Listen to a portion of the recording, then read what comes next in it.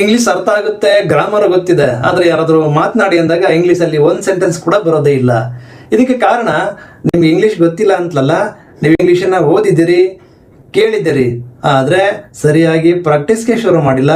ಹಾಗಾಗಿ ಇಂಥ ಪ್ರಾಬ್ಲಮ್ಗೆ ಒಂದು ಬೆಸ್ಟ್ ಮೆಥಡ್ ಹೇಳ್ತೀನಿ. ಇವತ್ತಿಂದ ನೀವು ಸಿಂಪಲ್ ಆಗಿ ದಿನನಿತ್ಯವೂ ಬಳಕೆ ಆಗ್ತಕ್ಕಂಥ 5 ಸೆಂಟೆನ್ಸಸ್ ಅನ್ನ ಬಳಸ್ತಾ ಹೋಗಿ. ಹೇಗೆಂದ್ರೆ example, I am feeling tired, I will call you later, I don't understand, what can I do for you, I will do it later, I am going to hotel. Like this daily ನೀವೇನು ಮಾಡಿ, ಈ ಸೆಂಟೆನ್ಸ್ಗಳನ್ನು ಬರ್ಕೊಂಡು ಒಂದು ಕಡೆ ಓದಬೇಡಿ, ಅದ್ರ ಬದಲಾಗಿ ಬಳಸ್ತಾ ಹೋಗಬೇಕು, ರಿಪೀಟ್ ಮಾಡ್ತಾ ಹೋಗಬೇಕು. ಡೈಲಿ 3 to 5 ಟೈಮ್ಸ್ ಸೇಮ್ ಸೆಂಟೆನ್ಸ್ಗಳನ್ನು ಡೈಲಿ ಚೇಂಜ್ ಮಾಡ್ತಾ ನೀವು ಪ್ರಾಕ್ಟೀಸ್ ಮಾಡ್ತಾ ಹೋಗಿ.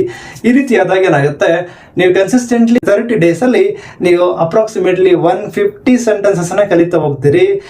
ಹೋಗ್ತಾ ಗ್ರ್ಯಾಜುವಲಿ ಏನಾಗ್ತವೆ, ಇವೆಲ್ಲವೂ ಕೂಡ ನಿಮ್ಮ ಆಕ್ಟಿವ್ ವೊಕ್ಯಾಬುಲರಿ ಲಿಸ್ಟಲ್ಲಿ ಸೇರ್ಕೊಳ್ತವೆ. ಅಂದರೆ ಡೈಲಿ ಲೈಫ್ಗೆ ಕನೆಕ್ಟ್ ಆಗ್ತಾ ಹೋಗ್ತವೆ. ಅಲ್ಲಿಗೆ ಇಂಗ್ಲೀಷ್ ನಿಮಗೆ ಬಂದಂಗಾಯಿತು, ಆ ಟ್ರ್ಯಾಕಲ್ಲಿ ನೀವು ಜಾಯ್ನ್ ಆದಂಗಾಯಿತು.